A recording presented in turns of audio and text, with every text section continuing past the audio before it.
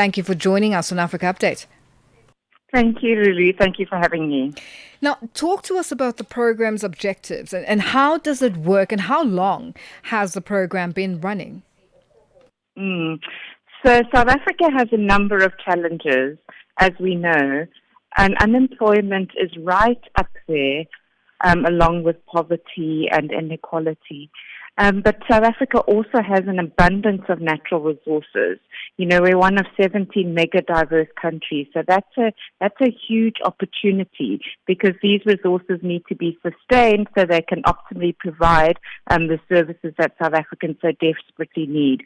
So between this huge unemployment problem and this amazing resource, the graduate intern program actually addresses both of these.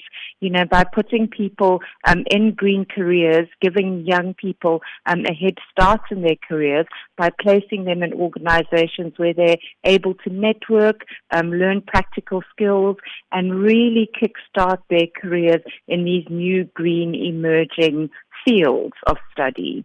So that's the point of the program.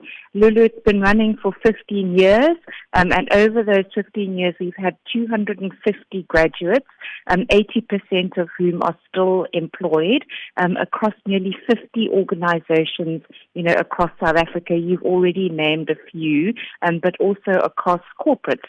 So not just in the environmental field, they find jobs in all sorts of different industries, you know, bringing the green sustainability message and actions and practical work into various sectors. And how big was this year's group and which areas of study are eligible? So this year's group was 19. There were 19 interns, 8 honors and 11 masters. And part of them was a policy analyst, and we had a soil scientist, and we had a climate change specialist. And over the years, what we found is that there's a lot of people who are from the environmental sector, so those traditional fields, but we also have these new emerging fields, you know, like environmental law and engineering and sustainable architecture. So the industry is growing, and green practices are infiltrating, you know, all sorts of different fields. And we're quite excited to see that movement, you know, not away from, but to include over and above the traditional skills and some new and emerging careers. You mentioned earlier that 80% are employed employed. What's happened to the 20%? Is there a way, or have they found employment on their own, or what's happened to them? Are you able to keep that data?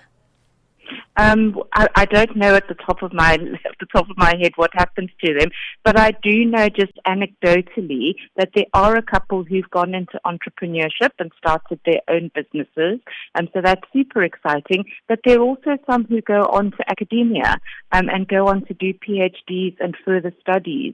So those are the ones that I know of anecdotally, but no, I don't have those stats at my fingertips at the moment. Okay, and now who funds the program? Yeah, so we've had various funders over the year. The main funder has been the WWF Nedbank Green Trust, and they've funded it from its beginning, so from 2011, and we're hugely grateful for that. But we've also had Barlow World over the years, and more recently WWF Japan, our office in Asia, has also funded us. But Lulu, we are always looking for funding, so individuals, corporates, anyone out there, you know, who's looking to fund a program that has such a brilliant track record, and like I say, that does address some real issues, we're more than welcome to talk. Now, Pedzi, do you have to be a South African to apply, and when is the next intake? Yes, you do. You have to be a South African. We work with, again, 80% of all South African universities, so quite a wide spread. And funding available. Our next intake is in August this year, for starting in May next year. So that's honours and master students who will be finishing their programs at the end of this year can apply from August onwards. And just look out on our social media platforms and in the press to see that call for applications. Well, Pedzi, thank you so much for joining us on Africa Update. We are going to leave it there for today. That's Pedzi Gozo, the Executive Manager of Strategic Communications for the Worldwide Fund South Africa, joining us on the line. Your window